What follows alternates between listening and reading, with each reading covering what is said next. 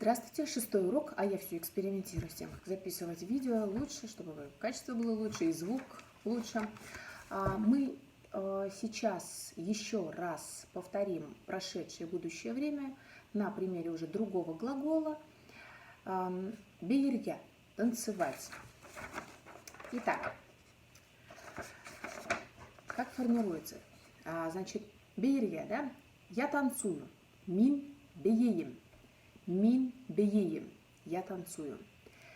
Хин беейхен. Ты танцуешь. Хин беейхен. Ул беей. Он танцует. Ул беей. Она танцует.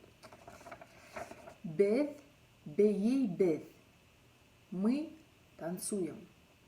Бед беей бед. Хев беей хегет. Вы танцуете. Хев беей хегет. Вы танцуете. Улар беейдер. Они танцуют. Улар беейдер. Здесь, как и в предыдущем примере, можно использовать более простую форму и сказать, как в единственном числе, улар беей. То есть ошибки не будет. Ул беей, улар беей. Улар беейдер, улар беей. Разницы нет. Итак, прошедшая форма глагола танцевать. Я танцевал. Мин беенем. Видите, буковка М повторяется, да? Мин беенем. Хин беенен. Ты танцевал.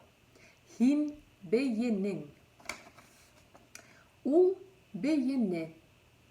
Он танцевал. Ул беене. Бед беенек. Мы танцевали.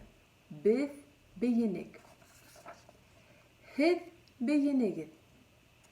Вы танцевали. Хед беенегет.